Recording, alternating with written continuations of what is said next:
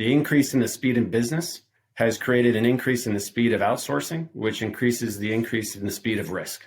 So there's been a big focus today of organizations needing to understand the risk quickly, specifically in pre-contract due diligence before they do business with these folks, and being able to understand and mitigate these companies before they share what they're sharing, whether that's information or customer data or employee data out the door where they're going to have these risks, realized. ESG has exploded into compliance and business consciousness in 2021. Join Tom Fox, the voice of compliance, on the ESG Report and learn about sustainability risks, opportunities, and issues that business leaders and compliance professionals need to know about regarding ESG.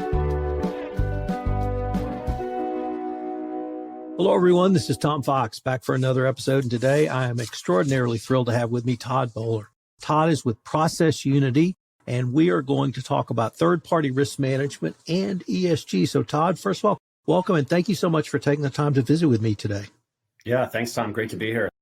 Todd, could you tell us a little bit about your professional background? Sure. So I've got about 25 years in governance, risk, and compliance software. Started out working at an ERP software company, and Sarbanes-Oxley came around with Enron and WorldCom. Wrote a product, a piece of software that helped with SOX compliance. Sold that company to Oracle and have been working in the governance, risk, and compliance space ever since, as I came over to ProcessUnity to help lead third-party risk management. So, in my opinion, third-party risk management has been the biggest risk in anti-corruption compliance. And now I think it's even more important, and not so much a risk, but something that everyone in every discipline has to think about and manage, literally up to the board level. As difficult as it was, it is even more difficult today. Would that be consistent with what you find, or are you finding something different? Absolutely. So it's just becoming more and more complex today, right? More companies are outsourcing products and services to other organizations so that they can compete in an ever global marketplace. And the risks that come along with outsourcing these types and growing partnerships means you have to trust these other companies and you have to know where the risk lies inside of those companies. Otherwise, you're going to be accountable for that to your customers and your regulators and your examiners. And so the increase in the speed in business has created an increase in the speed of outsourcing, which increases the increase in the speed of risk.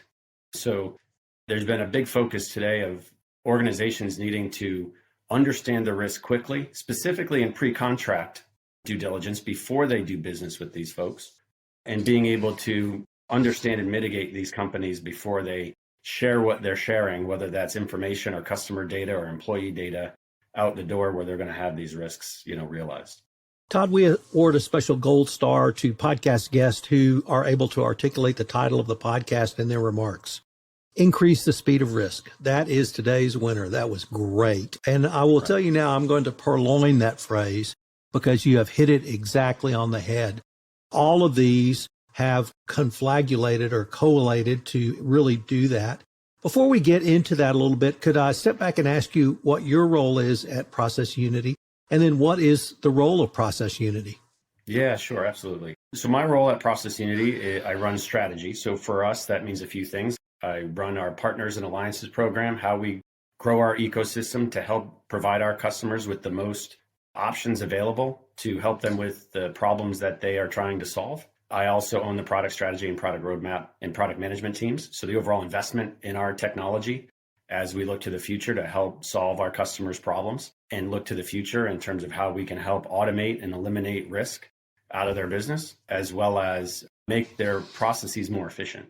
ProcessUnity is a SaaS-based provider of risk and compliance software. So we're the leader in third-party risk management specifically, but we also help companies globally with their cybersecurity program management, with their compliance needs, with their risk management needs on a general basis, as well as the focus on third-party risk, which is a very unique risk to businesses today that spans, the procurement office, as well as the chief information security officer across the company as a cross-functional problem. We look to solve that with our platform and give our customers the most options available to understand risk and do something about it in their company. Todd, many of the listeners to this podcast are going to be very familiar with ProcessUnity from the third-party risk management perspective. I was wondering if I could ask you, do you have any specific ESG offerings, or are you able to use that term cross-functionality to use the ProcessUnity platform to help companies in their overall ESG programs? Yeah, absolutely. So, ESG has been an evolving risk area, right? We help companies certainly monitor and manage their third parties specifically across all different areas of risk: financial risk, compliance risk, cyber risk, anti-bribery and corruption risk, and lately ESG risk, right? And so as ESG has grown as a social mandate almost across the globe, organizations are listening to that. Regulators are listening to that. And so what we do is we connect and integrate to ESG data providers into our customers' risk programs so that they can cover and understand ESG risk against their third parties as part of the evaluation that they do for them, next to those other risk pillars that they need to evaluate to understand their relationship with that particular supplier or vendor. I really appreciate the way you phrase that in terms of the evolution of not only risk management, third-party risk management, ProcessUnity service offerings, because I was going to ask you, do you see ESG as a natural extension, but actually just answered that. So I was wondering, when you sit down with clients or potential customers, do they understand that evolution, and do they understand the ProcessUnity platform allows them to expand out and to manage this ever-evolving risk? It's interesting. Many companies are at different stages of maturity, the way that we look at it. Smaller companies that are highly regulated may be more mature than larger companies that are not so highly regulated. So for us, there's certainly education out there to help them understand what roadmap they have for their maturity of this program for them, specifically within third-party risk. Where does ESG risk prioritize itself next to financial and cyber risk or anti-bribery risk or compliance risk in their organization? And then help them figure out where they're going to fit that into their program over time as their specific industry, their specific nature of what their company does and its global outreach, for example. Where does the ESG risk come into play? How are they going to evaluate that risk? And what are they going to do about it, right? It certainly comes from, I think, a couple of different pieces. One is the company itself has a culture, and they need to build that culture out of environmental and social and governance related aspects of ESG and putting that inside of their own company. And then it's about sustainable procurement, which is really extending that into the supplier base and the partners that they use to accelerate their products and services out to market. And how are they going to monitor and understand all of those suppliers or third parties they're working with in terms of how they're going to align to their own ESG program or framework? I love that phrase, sustainable procurement. Now, candidate 1A for the new title. The supply chain issues and supply chain risk management really came to the fore during the pandemic. I posit that the Russian invasion of Ukraine really put a period on the exclamation point for supply chain issues. You mentioned it a little bit earlier about the critical need for onboarding. When you have those kinds of discussions, do clients understand not simply the need for flexibility in their supply chain, but a way to manage that risk if they have to pivot away from a geographic region for whatever reason, whether it be pandemic, whether it be economic depression or dislocation, or even an invasion? Yeah, look, that's the nature of outsourcing globally, right? Is that you now need to monitor the world, and things are going to constantly change as you're trying to do business with that particular partner. And don't forget, that partner may have other partners downstream. So these are called fourth parties or nth parties. Not third parties, but the ones downstream that may also be in those geopolitical high-risk areas or may have been highly negatively impacted by COVID. We saw a big shift when COVID hit to two areas of risk that companies needed to focus on immediately. One was financial resiliency, to know if their third parties were going to survive the pandemic when there was a stoppage of work and workers couldn't go to work. And then also work at home, where cyber risk all of a sudden was a big concern. You have a lot of employees now that are accessing sensitive data from their home offices. How big of a risk is that? And what's the understanding of how remote workforce cybersecurity is implemented? And then with the Russian-Ukraine invasion, as you mentioned, there was a big uptick right there in sanction screening. So immediately needing to see, with all of the companies that were screened and had new sanctions on them applied by governments, to be able to make sure that our large financial institutions and our large insurance companies can continue to do business with those parties that they may have existing contracts with and take remediated action. So it's an evolving world, right? Things are changing fast, and you have to manage to the speed of change, which is increasing, as we mentioned earlier. And that's something that these organizations are challenged with, and that's where we look to help them find and monitor the world at the right level of risk for them so that they can see when these changes happen, they can take proactive action. I'd like to focus on financial health of supply chain partners or other third parties, because if a company is in financial straits, obviously they may not be in a position to supply the products, but they could not invest in cybersecurity compliance or cybersecurity defenses, which would make them a target for a cyber attack, or perhaps they could be more easily persuaded to engage in bribery and corruption. And I wanted to use that to introduce the concept of review of financial health of third parties, or I would assume supply chain professionals understand those risks, but do others in the corporation, literally up to the board of directors, understand that when you sit across from them and explain that to them? Yeah, look, financial risk is a big one, right? Financial resiliency, it should be part of your overall, as an organization, you have to be resilient. You have to have business continuity. If your critical suppliers are having problems financially, you need to have a backup plan to be able to switch them out in dire straits, right? And you need to be able to have monitoring going on with that organization so that you can see the status and the success of that company to make sure that they're not going to be doing something, whether that's in terms of anti-bribery and corruption responsibilities, but also just not being able to deliver the goods and services that they're contracted with you. So as a company develops its resiliency planning, critical supply chain, critical suppliers in your business have to be accounted for, and you have to have those plans in place for when things go south. Financial tracking is a great one mechanism to be able to track these suppliers and their health. There's some challenges on the smaller side where they're private companies. Their finances aren't so easy to get to, but we partner with some data providers there that have services that go after private company financials to help our customers be able to build out a complete financial risk profile for all their suppliers, whether they're public facing where you can get access to their financial health or they're private.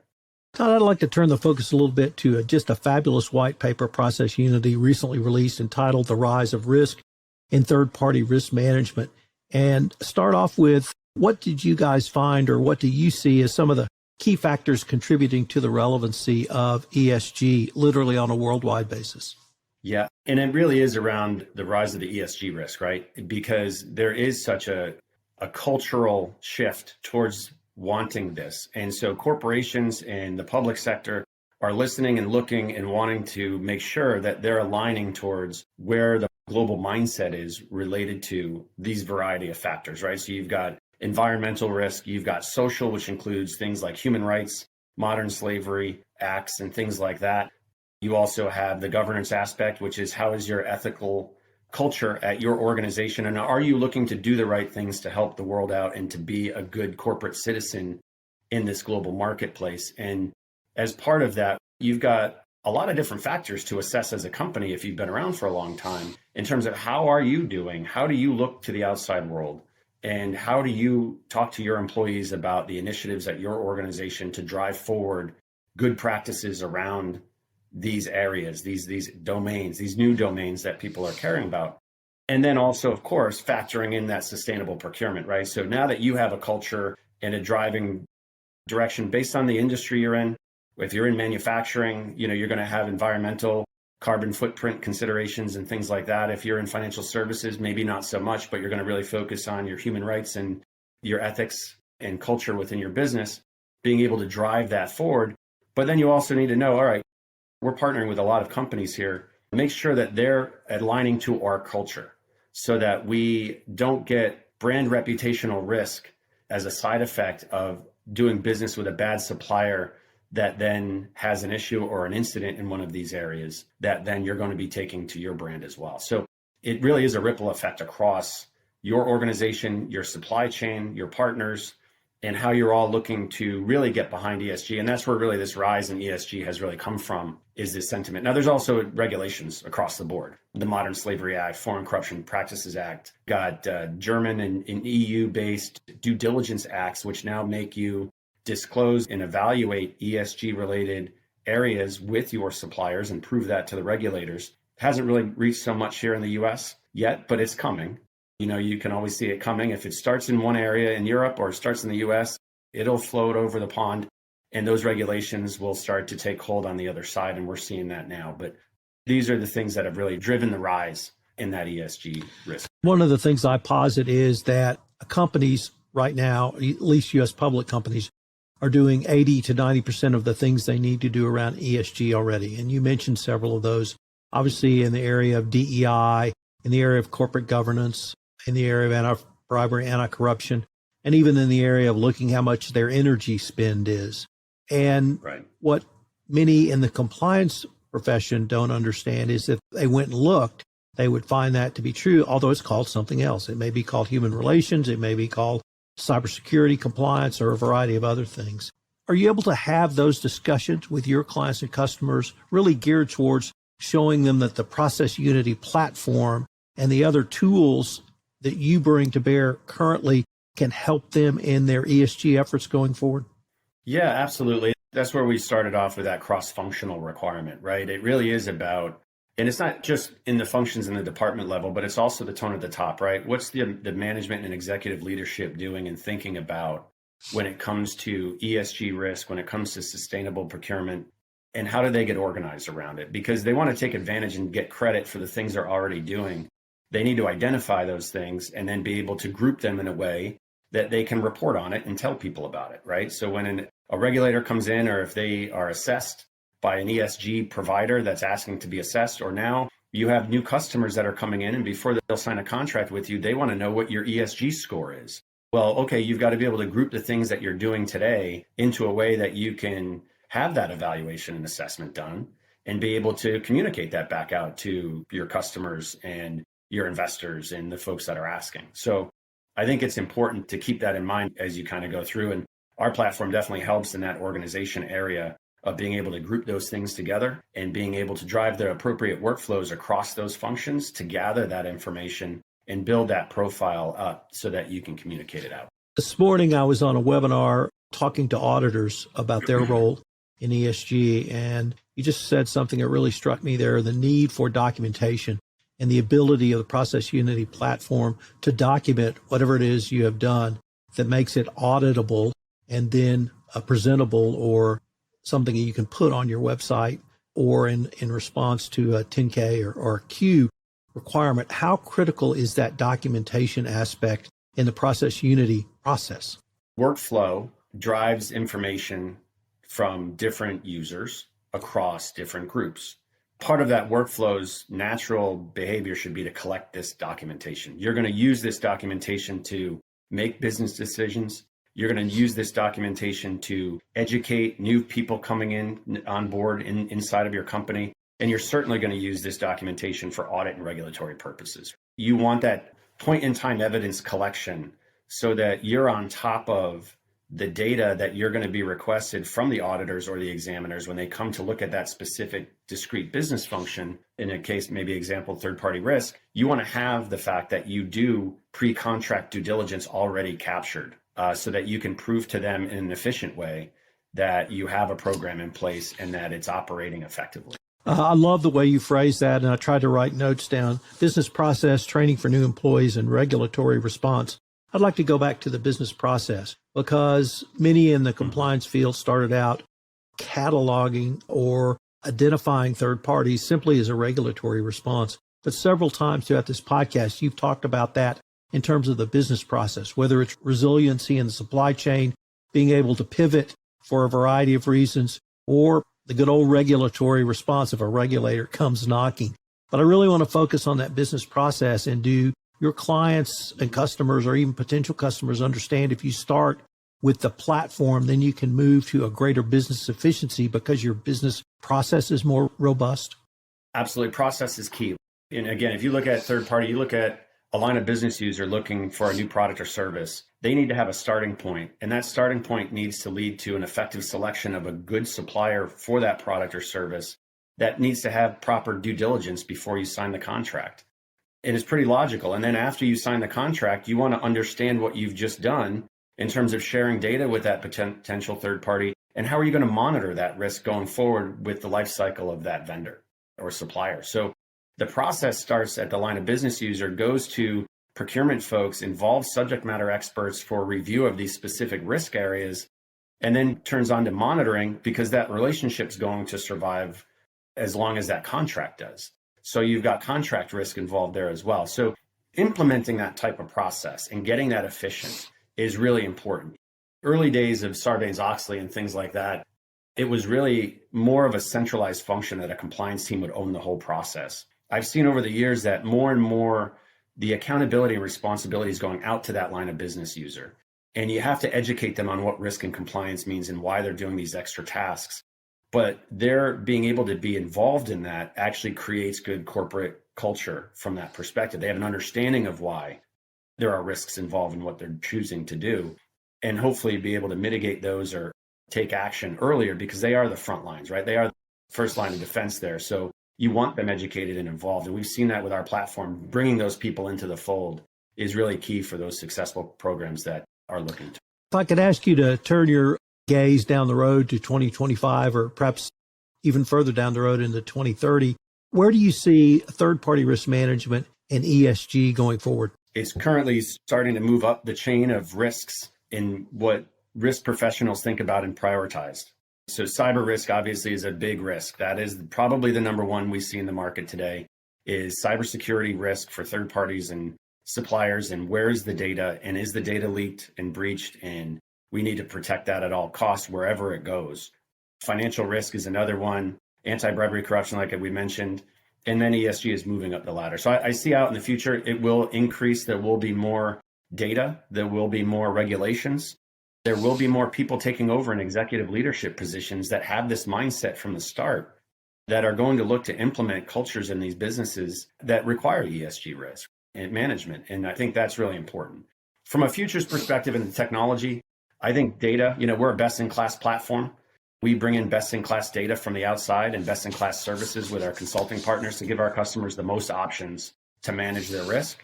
I see data analysis and data availability as being a future aspect to this, to help automate even further proactively risk understanding to customers, to help them manage that speed of change, because everything's changing all the time and they desperately need those alerts that come up and say, hey, something just happened over here. Go look over here.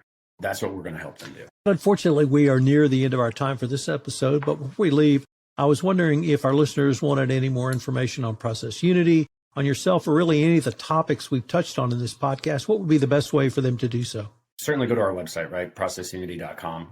It has all the information that we talked about today. It has the white paper available, as you mentioned, Tom, as well as information about our company and anything else that they can decide to look at to get educated around these areas. There's a lot of great learning material there. Well, Todd, I wanted to thank you for taking the time to visit with me. And frankly, I hope we can continue this conversation. Yeah, me too, Tom. It was great. Thank you very much. Appreciate it.